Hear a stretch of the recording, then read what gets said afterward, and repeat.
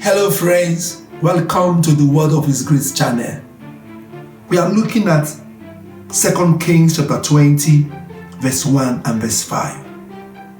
In those days was Hezekiah sick unto death, and the prophet Isaiah the son of Amos came to him and said unto him, Thus saith the Lord, set thy house in order, for thou shalt die and not live.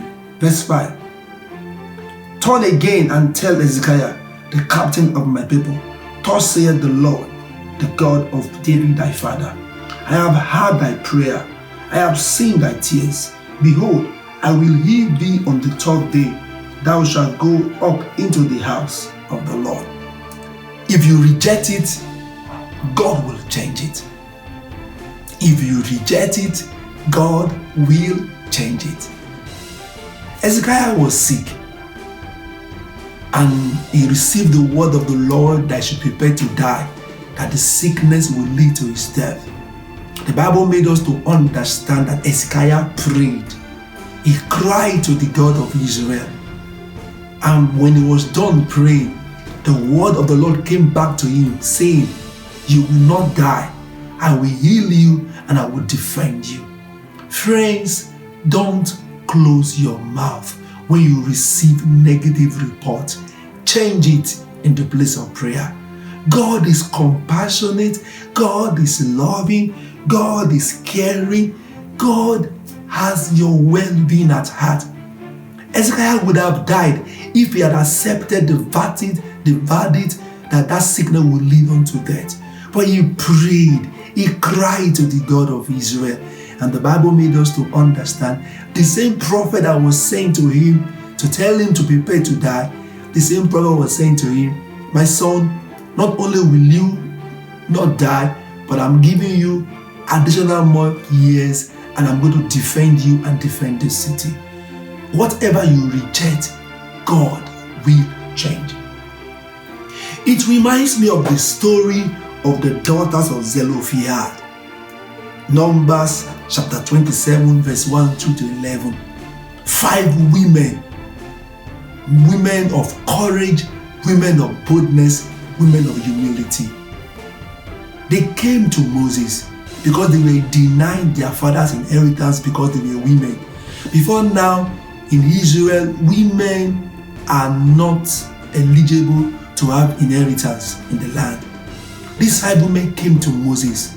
Our father had no son. Our father was not part of those who rebel against God. Give us what belongs to our father. And the Bible made us to understand that Moses brought the matter before the Lord, and the Lord said, Give them their inheritance. Give it to them. And the Lord spoke to Moses, Numbers 27, 6 and 7. And the Lord spoke to Moses, saying, The daughters of Zelophehad speak right. Thou shalt surely give them a possession of an inheritance among their father's brethren, and thou shalt cause the inheritance of their father to pass on to them. These women were bold. These women were courageous. These women were humble. Hebrews chapter 4 verse 16 says, We shall come boldly to the throne of grace, that we may obtain mercy and find grace to help in time of need. I want to assure you this day, if you come to the Lord in boldness and reject those negative things that life throws at you, God will change it. Did you remember the story of Peter when he was arrested by Herod? The Bible made us to understand that he was kept in prison.